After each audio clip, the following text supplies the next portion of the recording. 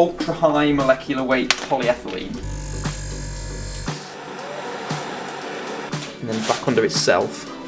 It's like something out of Pirates of the Caribbean, isn't it? The official test.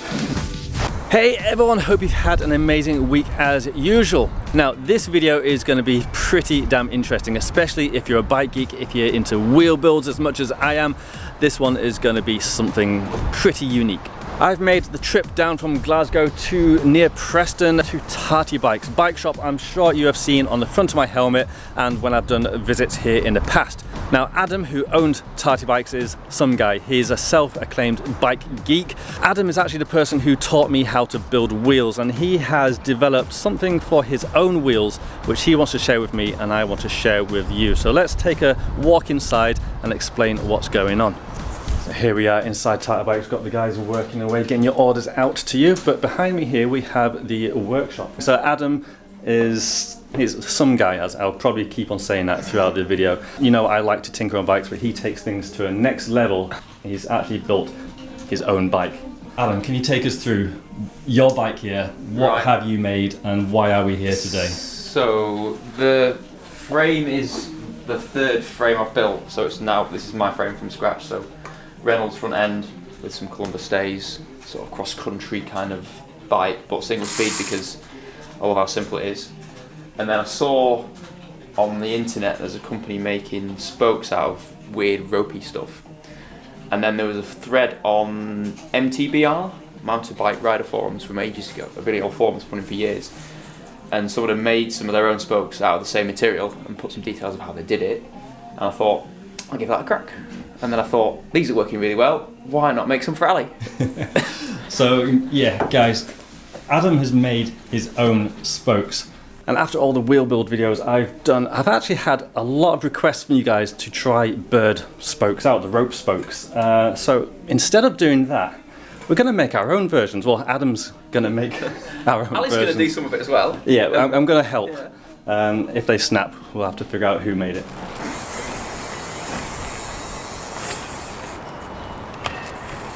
It's a fun bike. Yeah, for like a 29 cross country bike, it's quite fun. Like it's got quite short chainstay, so yeah, that's one thing I think modern bikes, obviously they're really stable with a long stay, but it takes away the fun and playability of them. So yeah, it works alright as a trails bike. Yeah, some light gear ratio you run. Yeah, for super distance riding.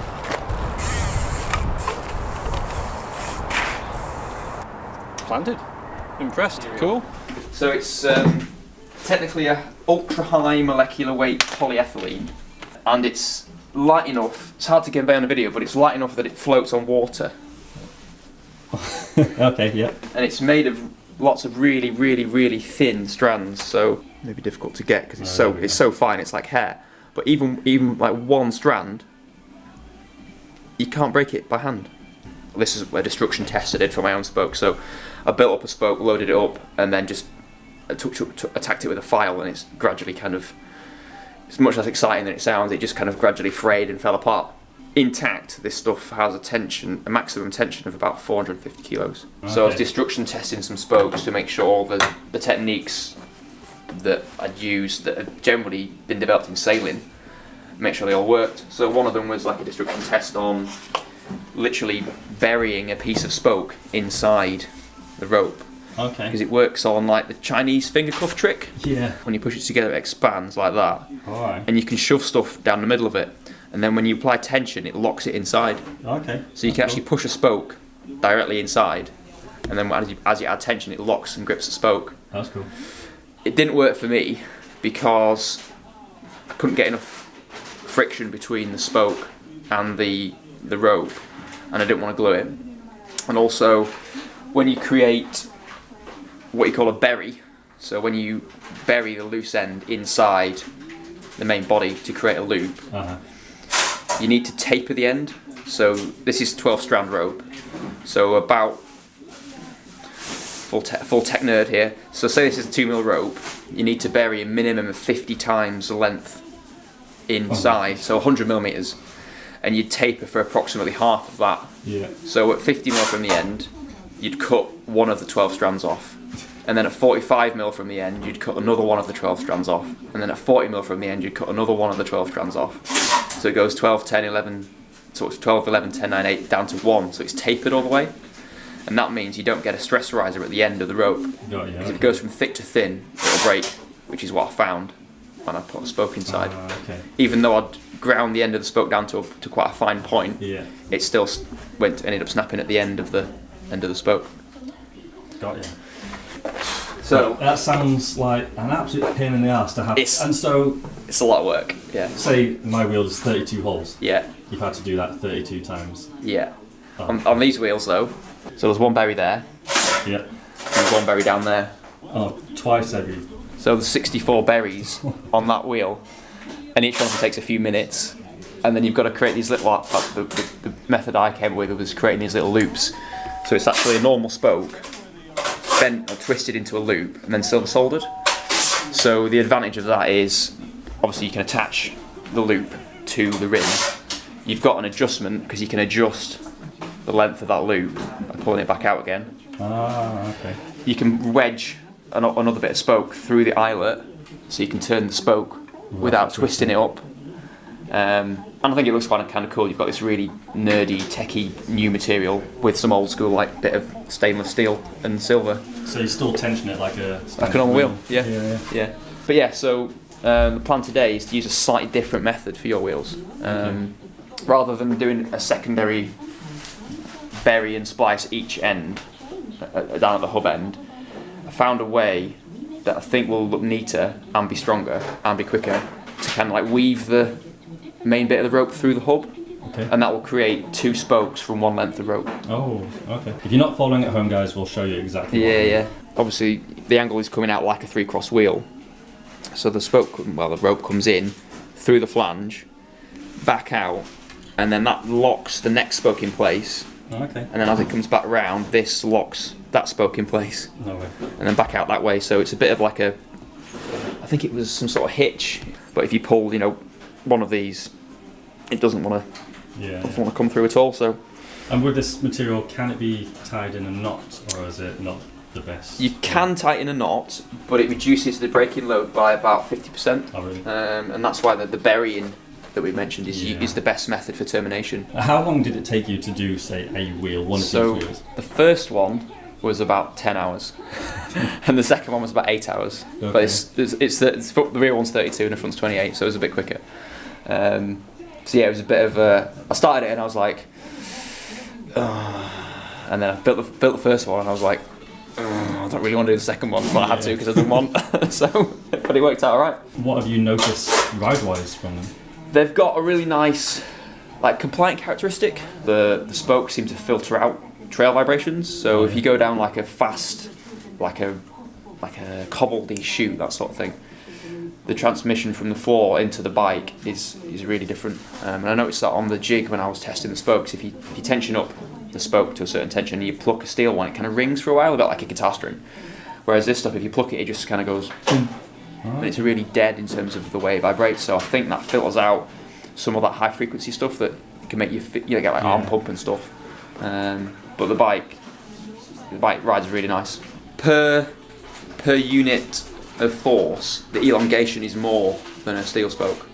So say you're loaded up to 100 kilos, a steel spoke might stretch by 0.5 millimetre. I've noticed that these are stretching by around 2 millimetres for the same sort of load. And obviously you have to factor that in when you build the spokes. So you build the spokes deliberately too short, so they stretch to be the correct length, which is a bit tech. But we've actually managed to help that with some what we call double square nipples. I don't know if you guys have seen this before, but a normal nipple, it would just be a flat top. Whereas a double square, you've got an extra 2 or 3 mil on top there. So it allows you to run a spoke that's technically a tiny bit too long, and it still has enough thread to contact the nipple. So you got some leeway. Leeway, exactly, yeah. The other thing is you can build this sort of wheel.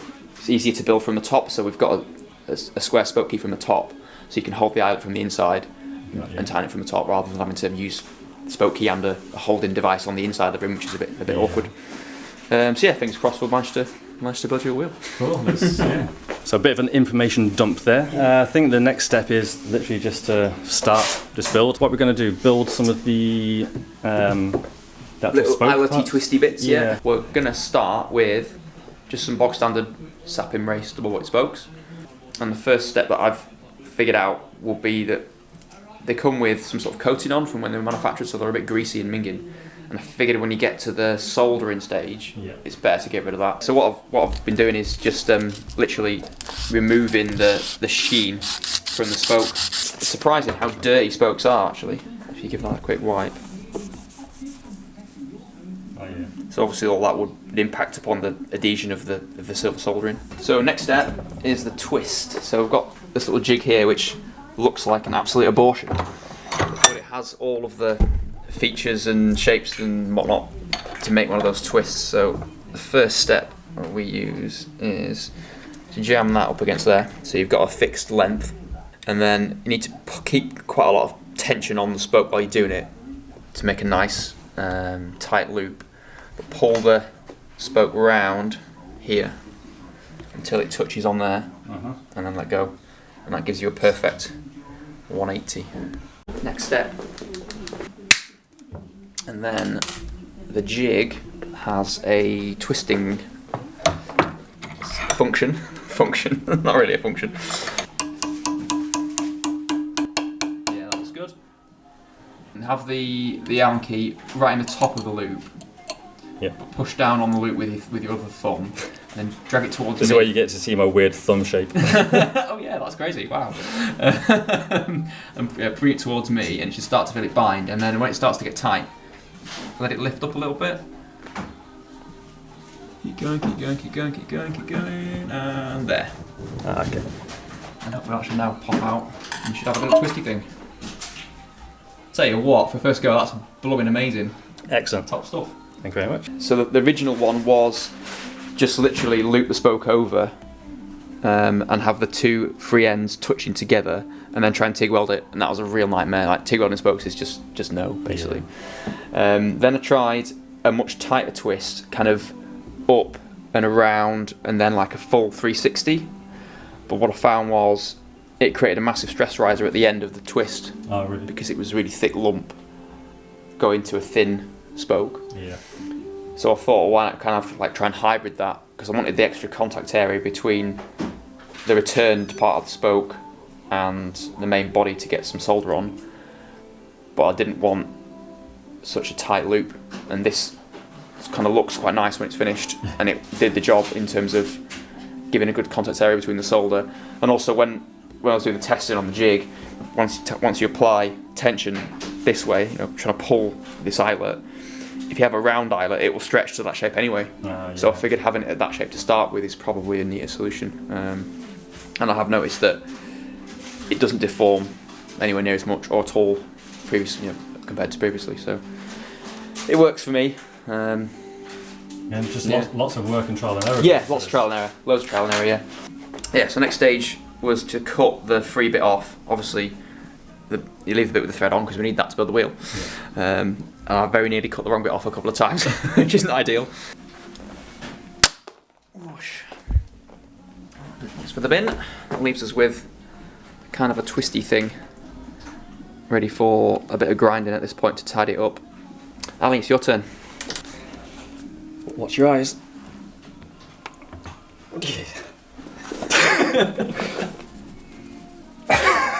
Might need you to do this, Adam. Nah. Wait, there we go. Where's he gone? First try. Good man. Yours, mine. Mine's looking a little bit more benterer. Yeah. Is that going to be okay? We can straighten that out. It's all good. I'm afraid the workshop is a complete mess this side. While we're walking through the workshop, guys, Tartybikes have a big stock, a big drop of inspired bikes in. So yeah, if you want to get inspired, you know where to go. Yeah, and advertising, here we come. We've just launched a 0% interest-free finance option on the website as well. So if you're like, you know, I appreciate that buying an inspired outright is quite a big financial commitment, but if you can spread the cost over a few months, then maybe that would make it much easier. But yeah, there we go. Plenty of bikes in stock, so if you need one, give us a shout. Alright, that is a lot of bikes.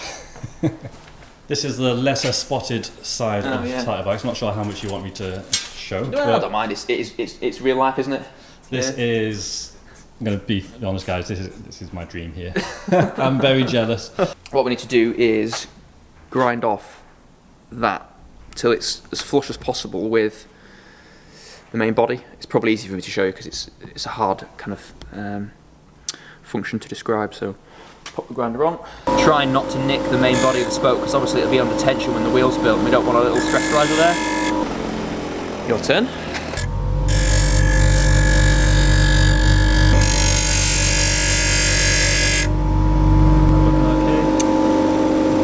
Just nick the Oh spoke no. up there. Yeah. Disaster. I thought I was doing so well as well. Don't have your eyes in about 15 different places. Yeah. Next step is to solder the loop. So we've got the flux paste here, and that protects it from oxidation when you heat it up. So we'll get the blow switch on. GCSE chemistry, the hottest part is the very end of the blue cone. You start heating the spoke, and the flux will change to it's like a glassy consistency when it's nearly at the right temperature. So that's probably 300 degrees, 400 degrees, 500 degrees. And then once the spoke starts to glow cherry red, that is the time to put the solder on. It's about 650 degrees. You see it's quite glassy. Bit of solder on there. Just keep the heat going, and it wicks itself through the whole joint. There we go. That was really cool. Yeah, your turn. So it's getting near temperature now, it's gone a bit glassy. Keep the heat going. Keep it going, and a bit more rod. That's it. And heat away. Beautiful. First go. There we go, so that's Ali's soldered spoke end. So you can see all the greenish gunk on there, that's spent. Spent flux. It's basically rock hard. You know, it solidifies pretty firmly. Yeah. The ways that they recommend removing it are either by mechanical means, which is obviously hard work, Yeah. or you can just soak it in a caustic soda bath for like half an hour. Really, I love caustic I soda. know. I mean, I thought you might love that. I don't know if you want to soak some of these for the video or not, but it's literally just stick it in the caustic soda for a bit, and then you pull them out, and it's all shiny and clean. So good for stripping aluminium, and also good for stripping. This crazy rock hard flux paste. Right. I'm sure to get some bubbling going on, and a horrible stench. So long, suckers. Just leave them for a bit and have some lunch. Right then. So we'll do the hub flange tweaking. So what I've been doing with my other ones is just to push in and just twist. Those are pretty sharp. Yeah, it's really sharp. Yeah, you can just do it with my hand. You have to do both sides. Both sides of all of them, yeah. That's why I got quite a short tool, because it will go on the inside. It's a bit awkward to turn. You have to kind of like hold it with one hand and turn with the other. But as long as you take the corner off, there should be no trouble. What I'll do next is show you the splicing and the burying bit. So the idea is to end up with some sort of an eyelet, and the other free end is buried in there. So it actually looks quite neat. And technically the tighter you pull, the more effect there is of the clamping in. So we use a splicing fid, which is basically a loop of wire. You basically push the rope to fray it. And I've made a little pick out of an old spoke, and you would pick out one of the 12, pull it out. You would pick on the other side another one out, and you can imagine this takes quite a while. Another one out there, all the way to the end. When you get halfway to 6, it just sort of all falls apart, and you can just cut the rest of it off. So 1, 2, 3, 4. If you're ever going to play with these are well worth buying. If you try and cut this with scissors, just nothing. It frays a little bit, but it doesn't cut properly. If you try and use some snips, you can't get through it. There's these. No way. It's unreal. I'll do a full splice if you want, and then you can see that from start to finish, and you get an idea of how long it takes as well. Make my edit life harder. Yeah, I have to speed this bit up, so there's one out that side. 2, 8, 9, 10. That's not too bad. It's not perfect, but it gives you an idea. So it's obviously tapering in thickness from the from the berry. So we'd look at making the loop, say there. We want to bury 50 times the diameter of the cord. So it's 2mm cord. We want to bury 100mm.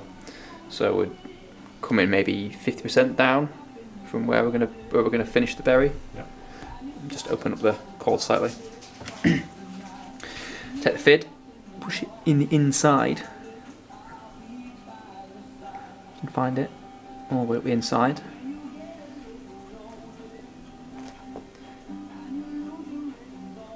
Poke it out. Pop our eyelet on. There we go. Grab the free end in the fid. Fiddly again. Pun intended. Sorry. And then drag it back through. Obviously it looks a complete scruffy mess right now. But hopefully. There we go. Once it's started it's much easier.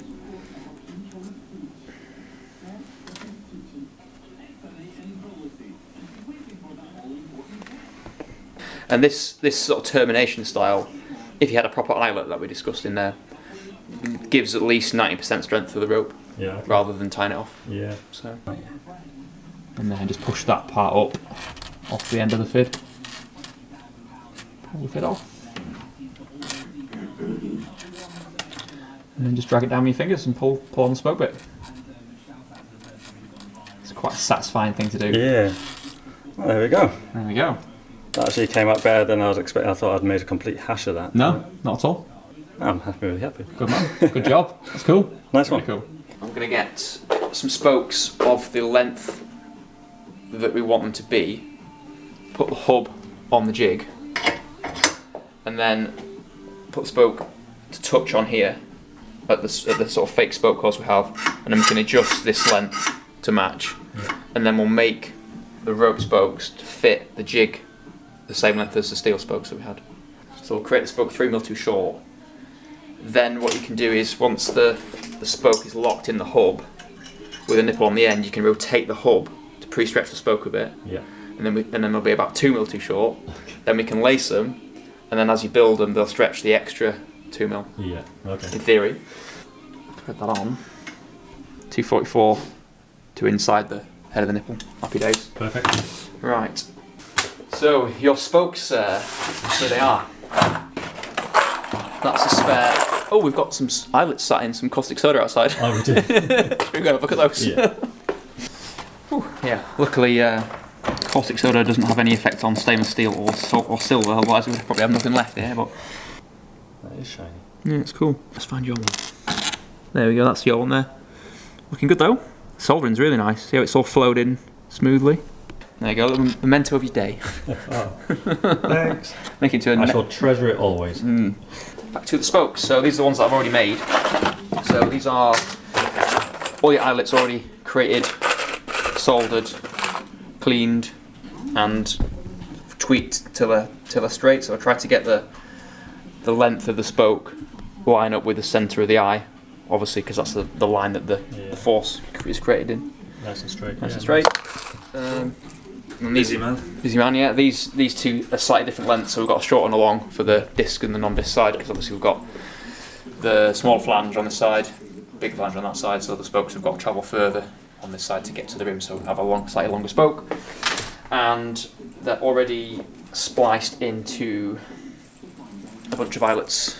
Jeez, you really put in the prep work, didn't you? Yeah, well, I don't think we'd have time to do all this in a day, so Yeah. I figured it needed prepping in. I think I weighed a set of That's insane. normal spokes in the right length at 170 grams, and then these for all the spokes and the eyelets were something like 90. Yeah. So it's a bit weight weenie, but I don't think it's insignificant if you can chop 150 grams off the weight of an already light bike, for example. Yeah. Yeah, just gonna unwrap the other side and find out which are the longs and the shorts. There we go. So the long ones on this side. So the short ones are going to go on the disc side. We'll start there first. Right, so we're in there, and we're going to be about 240 odd mil, 244 to get to there, but we want it a tiny bit shorter, and it'll obviously stretch a bit. So that looks pretty good. The free end comes over and back through, and then back under itself.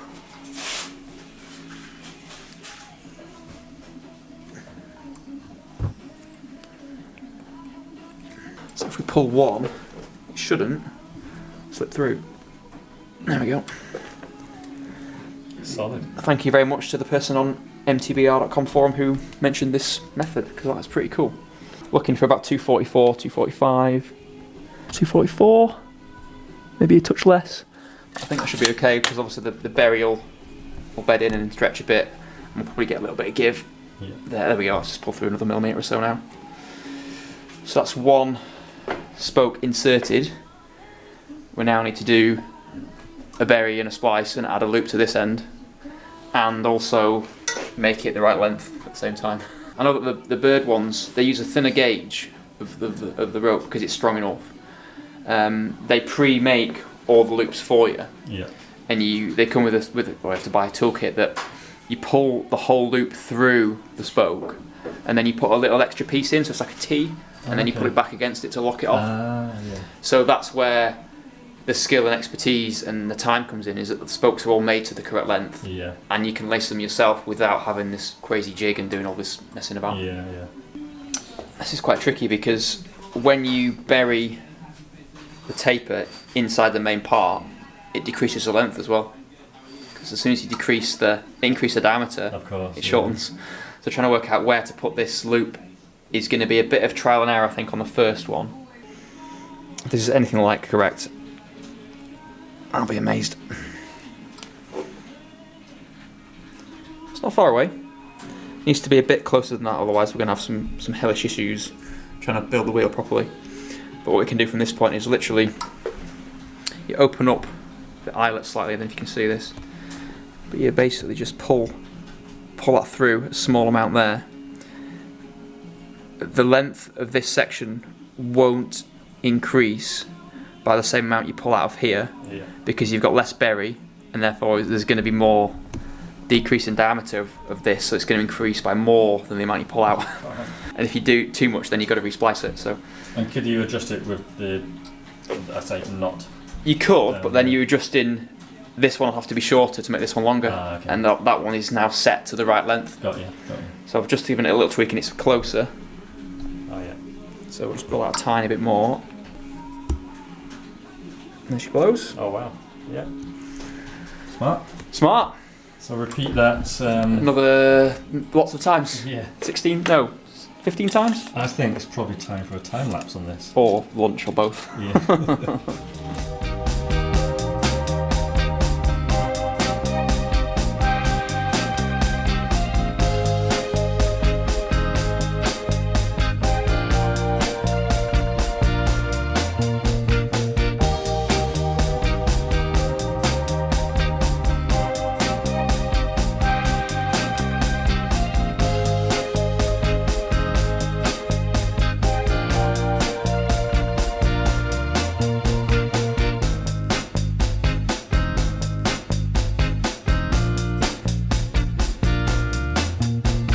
Sometime later, and Adam is on the last one.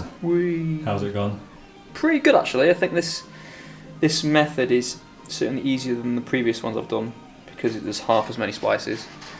Locking the sort of two spokes through the hub in that way is quite nice, in that you haven't got to be concerned about it slipping, and you can kind of set one spoke and then set the other, and using it as a gauge, one against the other, which works quite nice. Yeah, it's gone pretty smoothly, to be honest. Just hope we've got the length right and it'll actually build into a wheel. Yeah. It's like something out of Pirates of the Caribbean, isn't it? Yeah. So there you go, that will be a wheel at some point later on today. Soon, hopefully. Yeah. Let's do it. So for this, I have literally just debuilt my wheels. So obviously the Entry 9 hub and of course my light bicycle rim. It's really odd lacing a wheel like this when there's... You haven't really... Normally you can sort of hold the hub with the spokes because they've got some sort of inherent stiffness. But Yeah. when it's all just a big floppy mess, it's really weird. So outside spokes. This is fairly standard, I guess, then, isn't it? Yeah, for me, yeah, it's pretty as normal. It's just, like I said, the whole feel of the wheel is really odd. Yeah. This feels so weird. Yeah, it looks weird too. It's looking pretty good. It fits. There you go. Sweet. Back in a minute. Right, the wheel is laced and this thing is looking nuts. I'm so stoked on this. The next step, I guess, is to tension this thing up and get it rideable.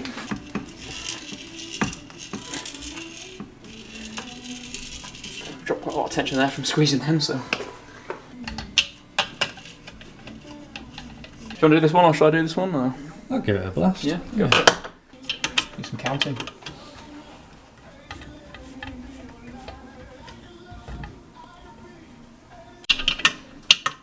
Working on the up and down of the wheel now. Nearly there. So we just added some tension then. It's giving the wheel a good old squeeze, you can see, just trying to get as much kind of bedding in done as possible. It's actually, they've backed off quite a bit, haven't they? Yeah, they have, yeah. On my wheels, this section is much longer, so you can get the full spoke tension on here. Yeah. Whereas for yours, you'd have to go here. And obviously the friction at the cross affects the reading. Yeah, yeah. And also the length of the berry affects the reading. They're all slightly different. So what I've ended up doing with mine is almost just going on feel rather than actual numbers. So this is the technique about holding that I was on about. So you can just put something through the eyelet and you can turn the nipple. Oh, that's cool. So when you've got the wheel already fully built up, you can just put something through, like an Allen key through there, and then you've got space to put the spoke key on. Oh, I got you, yeah. And you can tension the spokes without having to go from the top. So in my wheel build videos, everyone was fairly shocked that I stand on the wheels, and yeah, I learned it from this guy. Check that out. It's quite reassuring to see.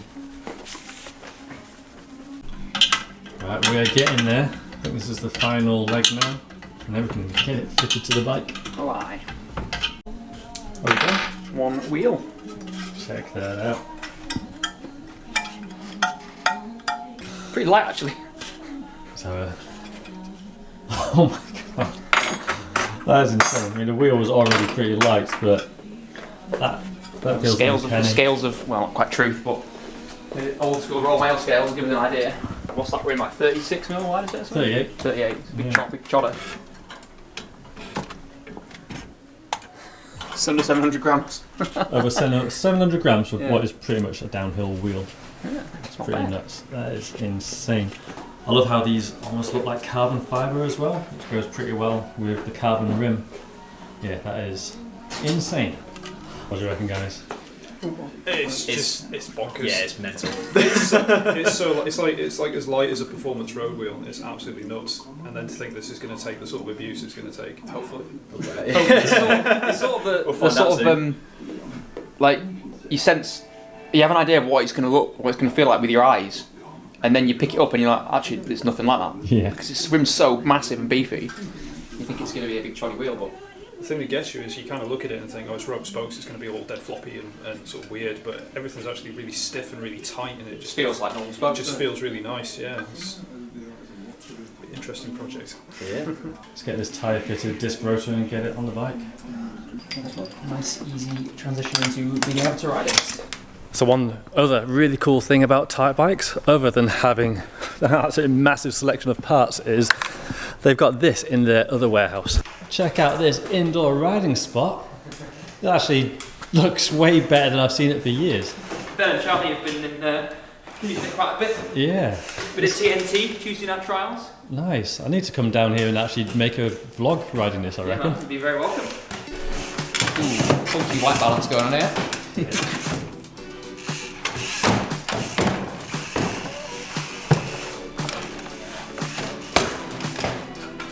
Solid. Feels normal, Phil? It feels really normal.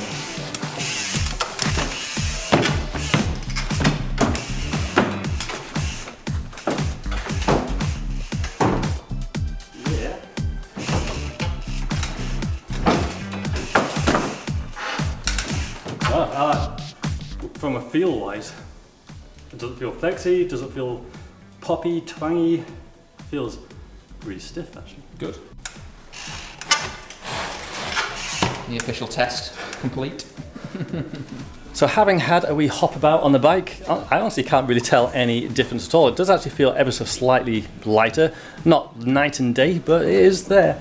I can't tell any flex, any pingings or any difference of the ride feel at all. It feels absolutely solid, which is exactly what we wanted, exactly what I hoped for.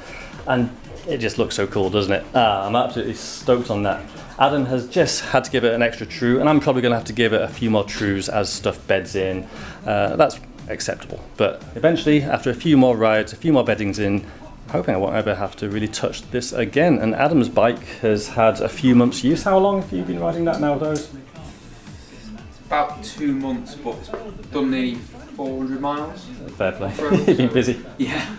So 400 miles off-road, thereabouts, and they're holding up absolutely fine. So yeah, I've got high hopes these will hold up fine as well. I should have a disclaimer here. Don't go and take the shoes out of your shoes and try and lace up a wheel, anything like that. Messing with wheels is dangerous. I trust Adam. Adam is one of these like evil geniuses. He knows his stuff, so I wouldn't personally be attempting this, even though I think I'm quite good at tinkering. So don't go out and try this yourself unless you are really, really brave, smart, willing to take the risk if there is failure. If you do want this type of spoke yourself, I do recommend going and getting some Berd ones. They've done their research. They make theirs a lot easier to lace than these, but buying spokes, that's a little bit boring. We don't do that. We like to tinker, so we fancied, or Adam fancied building me some of these spokes. So yeah, don't go and do this yourselves. Go and buy some, but yeah, really interesting project. Of course, it goes without saying that if you want any trial stuff at all, give Tartybikes a call. These lovely gentlemen here will take your order and ship it out to you. If you haven't seen already, we have an insane map here where orders have gone all over the world. So it doesn't matter where you are, these guys will get an order out to you. And it's people like Adam and these guys who really make me so pleased to ride for a shop like this. Adam, as you can see, really knows his stuff. He's put his heart and soul into this shop, so it's really good to support a place like this. So yeah, get your orders in. Guys, I think that's going to be the end of the video. There's nothing left to do now. Drive home, it's a 3-hour drive, and get this bike ridden. So yeah, I'm excited. I hope you enjoyed this video. It's a proper geekery one. Yeah, let me know down in the comments what you thought of this. Yeah, thanks for having me. Thanks for inviting me down. Thanks for thinking of me with this project. Yeah, I was like kind of, this is right up Alley Street. Let's have a crack. And yeah, hopefully we've had a fun day messing about with fire and silver solder and all sorts of stuff. I know, I've done a few things that I haven't done for a while. Yeah, very good. You've put in so much work for this, so yeah, thanks so much. I really do appreciate it. Yeah. Hopefully you keep us in touch with how they're getting on. Yeah, will do. Cool, guys. Well, yeah, thanks for joining in, and I'll catch you next week. So yeah, have a great one. Catch you then. Bye-bye.